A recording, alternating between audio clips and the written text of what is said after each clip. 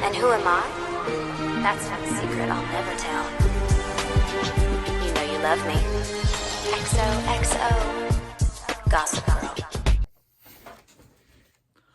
What's up? We got Gossip Girl, Season 1, Episode 9, Blair Waldorf Must Pie. This episode starts off with a flashback to Thanksgiving the previous year, with Blair escorting a drunk Serena out of a bar.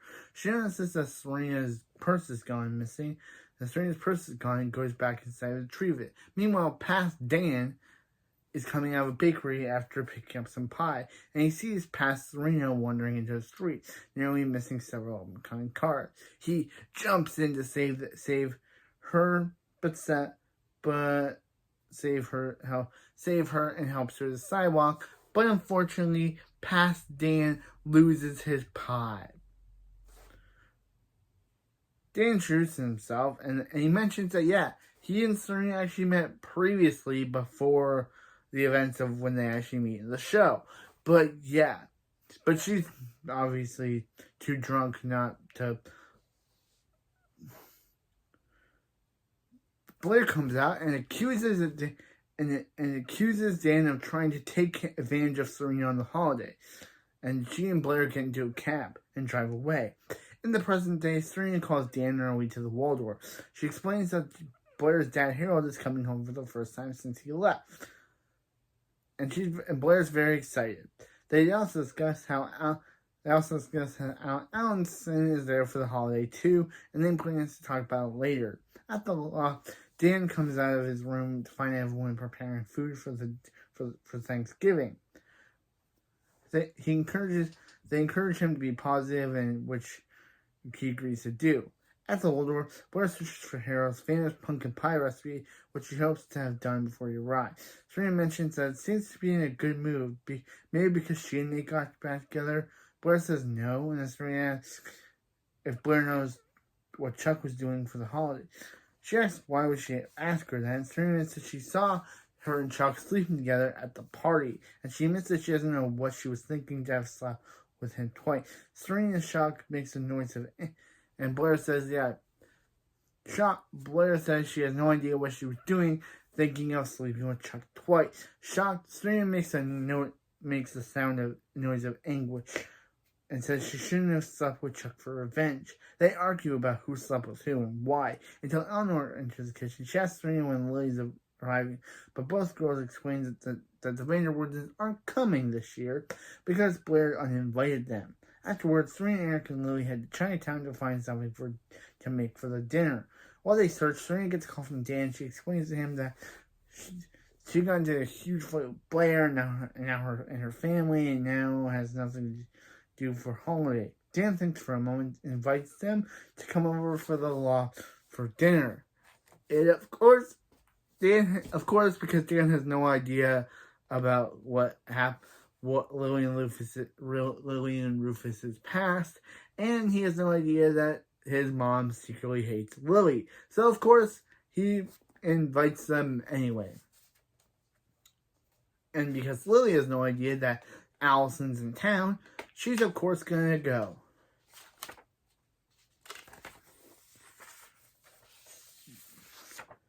She's excited to tell Lily about the invitation. Eric immediately agrees to it. I feel like this episode is where the start of Eric's hair going from the blondish look to the more dark brown hair that he has in the later seasons, because his hair is starting to go through some sort of change as the start of this episode.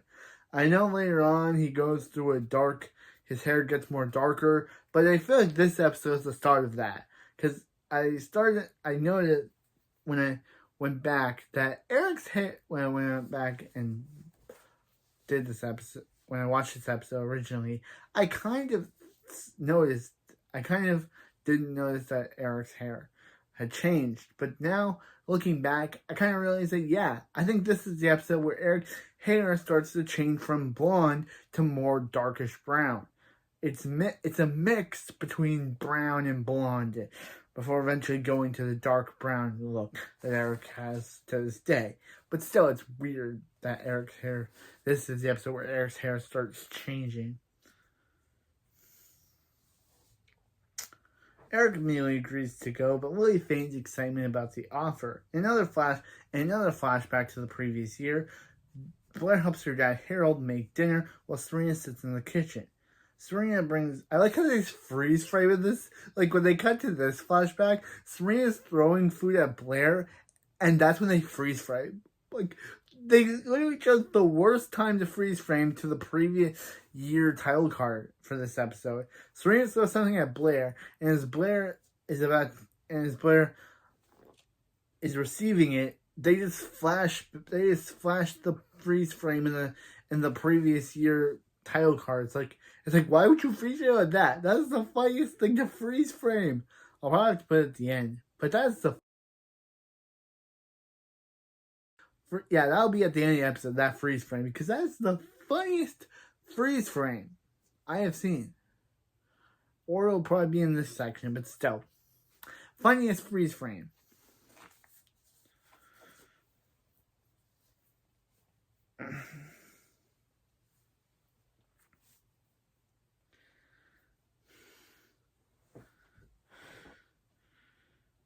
Eleanor brings in an empty canapé tray, whatever that means. I don't know how to say that. But Blair says she isn't hungry because she has a lot of them when Harold made them earlier. Eleanor whispers to Harold whether he thinks that's wise because he reminds her that Blair has been fine for 2 months now and he assures her that it'll be okay. And Eleanor asks the icon of icons, Dorota, in this flashback, to set another place at the table for the male model named Roman. Of course, Dorota is an icon and she shall be treasured. She tells Harold not to do anything with this one and walks out of the room. Of course, we know now that Harold did do something with the male model Roman. So yeah, something must have happened to break them up. He must have cheated on her. Like, literally, I guess Harold was unfaithful to Eleanor and cheated on her with Roman, his boyfriend. But still, it's so weird. Just so weird. She asks Harold to not do anything and walks out with this one and walks out of the room. Meanwhile, Nate arrives in the kitchen and greets everyone. Blair asks me to take Serena upstairs and put her in a bath to sober her up, while he asks Harold with a pie. He agrees and they head upstairs, with Blair happily helps her dad. In the present, Blair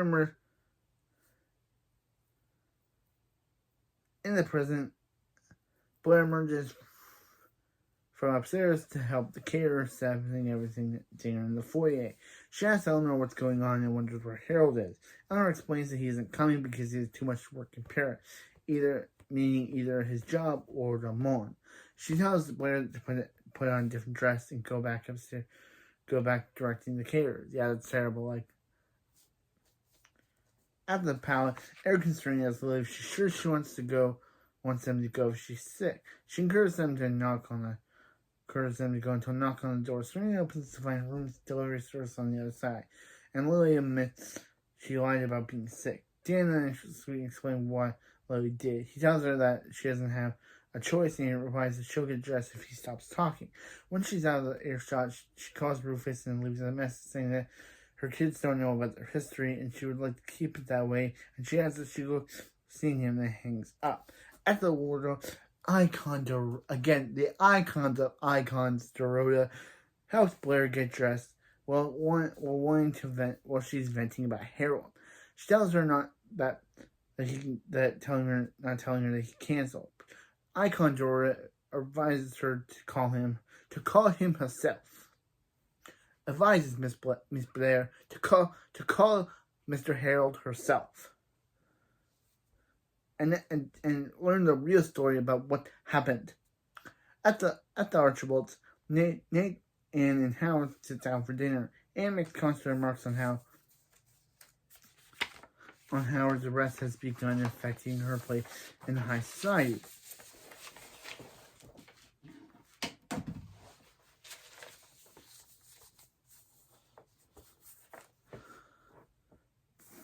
such as her not being asked back or asked to step down from several committees. Nate tells her to stop, but Howard says he doesn't need to fight his battles for him. Nate gets up, and when Nate asks where he's going, he answers anywhere but there. At the loft, Jenny, Nate, Rufus, and Alison are playing together when Dan arrives with the Vanderwoods in. Dan introduces Alison and Serena before getting to Lily, who awkwardly says Happy Thanksgiving. Dan arrives home and explains how he... Actually, in the past, Dan arrives home and explains how the pie he bought for was run over when he saved Serena. Alison mentions Rufus was also into bowling, but dangerous and troubled one. Past Dan wonders how she was dangerous, but Alison alludes to her statement not being by herself. It was about Lily. Yeah, even in the past, Alison's mentioned about Lily. In the present, the adults play it off and act like they don't know each other. Rufus delegates chores to Serena, Dan, Eric, and Jenny before leaving to the kitchen with Lily and Alison. Lily says she didn't know Alison's back, and Alison asks why would she know. She explains that Dan didn't mention it, and she tried to call beforehand. Rufus says he didn't hear the phone, and Alison agrees to let it go to celebrate Thanksgiving. Lily asks if they wouldn't mind keeping their past on the down low, as Dan calls them to the table. At the Waldorf, Eleanor whispers to Blair that she hasn't touched her food. She asks what's wrong, and Blair demands to know if she called Harold and lied about that she didn't want to see him because she was so angry for leaving. Of course, Eleanor denies it at first, but then stops when Blair reveals that she knows what she did. Eleanor tells her that she wants to discuss it further. They can have guests after their guests leave. Blair either has to eat or leave the table. Blair chooses to leave as she gets up. Eleanor offers her dessert, realizing Harold's pie she made is gone. She asks where it is, and Eleanor answers that the caterer must have brought somebody to serve them. She gave the pie to the doorman. Blair suggests apple pie and goes off to the kitchen, where she slams the pie on the table. Icon Dorota and the rest of the catering team accuse themselves to leave her alone. She grabs a fork and begins to eat the pie. Of course, kind of alluding that Blair kind of has an eating disorder. This is never it's ever brought up again. But yeah, it's kind of weird. This kind of implies that Blair could have an eating disorder. This is never brought up again.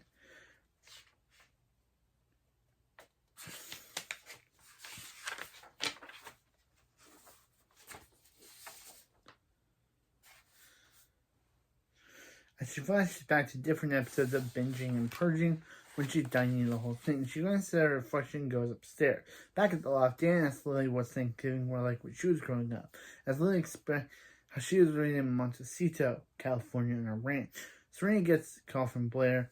We do learn more about Lily's backstory in season 2, episode 24, The Valley Girl, which was supposed to be an episode, which was supposed to be a backdoor pilot to a young Lily spin-off series that ended up not coming to fruition. So we will get that episode in season 2. But yeah, just knowing that we could have had before the Gossip Girl reboot that we got, we could have had a Lily spin-off show about what it was like, what Lily was like during her teenage years. It's kind of interesting to know, but still. Serena gets a call from Blair, worried about her. She tells everyone that she's going to immediately and leaves the loft, telling Eric and Lily to stay when she's gone. Jane asks if she has any horses. Lily says yes, and she has one she named Rosewood that she really loved. Dan and Jane remember that Rufus had a song called Rosewood, and it was about a perfume that Alison wore, and it was rose and scandalwood. Alison Rufus says that she's a fool, and literally, then Rufus tries to assure her she's not a fool. Lily says she never told Rufus about her horse, so it's just a coincidence. Dan asks why they talk like they know each other, and Rufus admits that they did know each other a long time ago. Jane asks how, and they exchange looks and silence. It becomes clear how Alison excused herself to get some air. Dan follows, and Jane and Eric also excuse themselves, leaving room in the past. In Blair's bedroom, Nate runs the bath for Serena. However, she gets a hold of the nozzle and begins spraying him with water. They get into a water fight, which comes to a pause when Burr comes into me and knows what they're doing. They spray her with water and they all laugh together as they play. In the present, elsewhere outside, Nate sits alone and debates whether to call Serena or Blair, but chooses not to doubt either. At the Waldorf, Serena finds Blair on the floor of her bathroom, tear-stained and sad after purging. She admits that she didn't mean for it to happen, and Serena says she didn't see Harold downstairs. She asks why. She asks if she wants to get out of the apartment, which she agrees to. Meanwhile, Dan and Alison take a walk and explains her feud with Lily and that she's always jealous because she knows Lily was Rufus's first great love. Back at the law, Lily excuses herself of letting her walk into the situation and deserves to find out more about Alison's homecoming in a better way. He said he didn't know what he owes her because they never define what they mean to each other. She says now's the right time, and he says that he knows what the time is together recently means, but he shouldn't say it. He continues to say she's one of his oldest friends, and she says that that's not how it feels when he kissed her at Eleanor's party. Of course, Alison walks in at that very moment and asks Dan to excuse them. After our trial, Nate arrives home to talk to Howard. He goes to his study and see if he's there, but he finds him lying unconscious and changes into a dry clothes.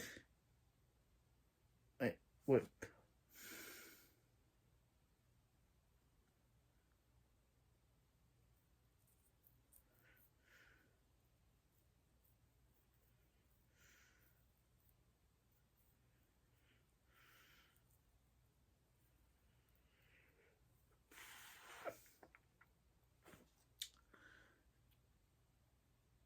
Okay, and he yells at Anne to call unconscious on the ground, and he yells at Anne to call 911 right away. In the past, Blair, Serena, and Nate change into dry clothes and return to the party downstairs. In the background, Howard argues on the phone with someone, which Nate overhears. He asks Anne who he's talking to, and Anne explains that it's something going on with his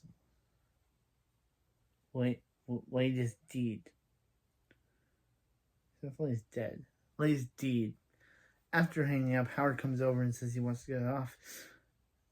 For what? Anne tells him no, but explains that he is a partner that closes a deal. If the partner closes a deal without him, he won't receive any commission. After Howard still tells him that he shouldn't leave and offers him to stay to compensate for the missing commission, angry, Howard replies that he lost his appetite and walks away. In the present, at the hospital, Nate and Anne wait for news about Howard. Anne reasons that Howard probably took some Vicodin to help with the headache and drank some whiskey, forgetting that he shouldn't. Nate doesn't buy this, of course, and reminds her that the doctor was clear that he overdosed on a pain pill. Anne orders him to stop blaming her for everything since all she's done is try to make his life easier. He adds that her father, William Vanderbilt, set Howard up for his own firm, bought her house, their Hampton house, and their boat, so Howard never actually had to earn a dime to be wealthy as he is. She finishes, all she had to do was put on a suit, go to work, and not get arrested. She finishes that all he had to do was put on a suit, go to work, and not get arrested. But he couldn't even manage to do that. Nate says they can't keep ignoring the problem, or they might lose them for good. At the moment, the nurse enters in the room and tells Anne that Howard's awake and asking for her. Nate stands go. Anne says she'll go, but Nate tells her he's going instead. At the law, Rufus, Lily, and Alison discuss the kid. Alison's reaction to it. While they argue, Serena re-enters the law with Blair. And meanwhile, in Dan's room, Jenny, Dan, and Eric discuss whether or not they could be related. Serena and Blair go in and they all fill them in on what went down when Serena left. Serena says it's just too much for her to handle on an empty stomach, and they decide to sneak out of the apartment via the fire escape. In the living room, Rufus, Alison says that the emotional affairs are just as bad as physical ones. She says that if Rufus tells Rufus that if Lily's in his life, they won't be able to fix their marriage. She asks him to choose between her and Lily. but his mate was silent. Meanwhile, Blair, Serena, Dan, and Eric and Jenny go to the diner as they're eating and talking. Lily comes in and Eric asks if she's okay, and Serena asks if she wants to go home. She says not yet, and they order some French fry. Blair, Dan, and Jenny take the opportunity to leave them alone. They take off. They share a cab, which Dan drops Jenny off back at Brooklyn first. Once they get out of the car, they meet with Rufus and Alison.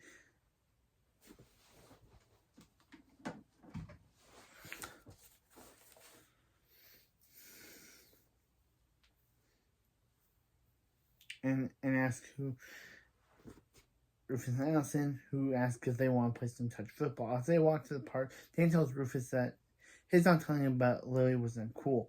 Rufus admits that he's right and he should have told about her, and he asks if he left it with Lily, and Rufus answers that she won't be coming back anytime soon, as he and Alison need to figure out their relationship out with her around. After Waldorf, Blair finds Eleanor, who apologizes for what she did. She confesses that Harold sent her divorce papers, and she just couldn't handle seeing him in the holiday because she was so surprised at how the divorce made her feel. At the hospital, Nate tells Howard they know the divorce was an accident. Despite how he and Anne act, they do need him alive there for them.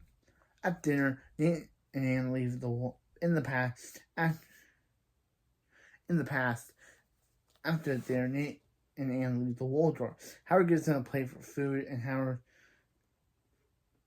and Nate kisses Blair goodnight. As they leave, Lily and Eric emerge. They greet each other, and Serena asks her to the chair. Serena is sleeping soundly. Lily asks she must have had too much turkey, which Blair smiles at. They wake her up, and the Van Wardens leave. Afterwards, Harold and Eleanor bring out some tea, and they sit with Blair, where they talk together happily.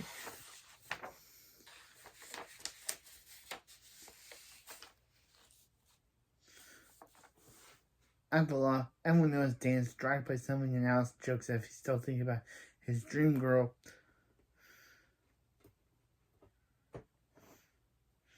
And Jenny asks if she keeps dreaming, maybe someday she'll know his name. And if she does, he'll have something to be thankful for, and they laugh. In the present, at the diner, Lily, Eric, and Serena laugh together as they talk and eat.